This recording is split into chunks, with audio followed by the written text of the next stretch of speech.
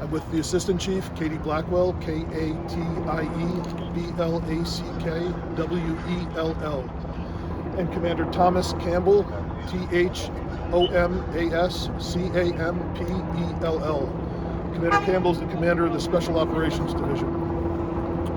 About 3 o'clock today, Minneapolis Police received a 911 call of a shot being fired inside the building to my right behind me on the 10th floor. As the officers were responding, there were additional 911 calls of shots fired from the location. Officers from the 1st Precinct arrived, went inside the building, and could hear noise that they also believed sounded like gunfire. The officers secured the scene and began to evacuate the other residents of the 10th floor.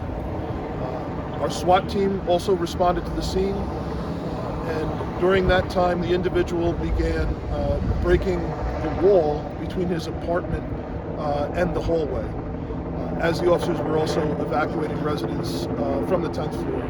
The individual then began throwing debris from the apartment outside of the window in the rear of the building. During this time, officers from our SWAT team and crisis negotiators were able to establish some communication with the individual as he continued to throw objects out of the house and intermittently come out through the hole into the hallway from the apartment.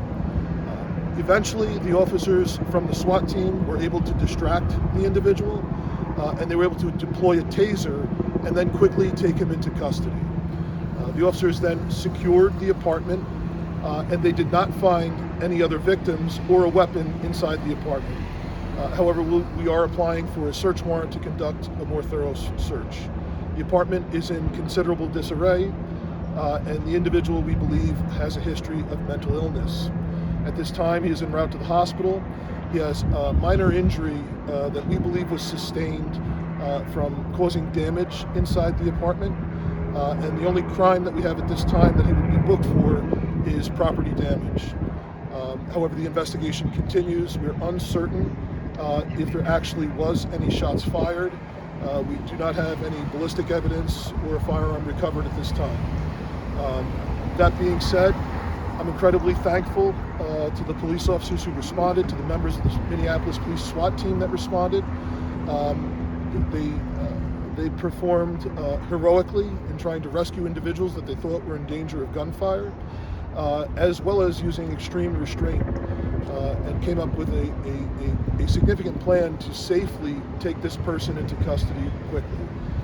And so I'm just incredibly grateful to them, and I'm thankful that we were able to end this relatively quickly in about an hour and a half with no other persons being harmed. If there are any questions, I'll take that at this time.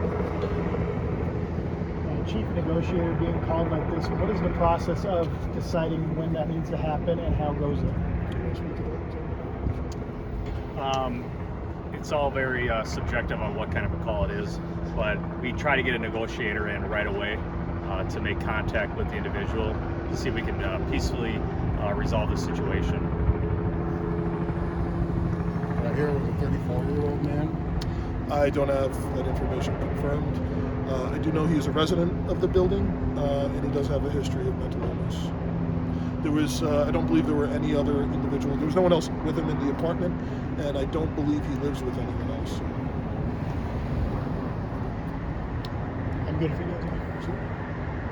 Okay, thank you. Thank you.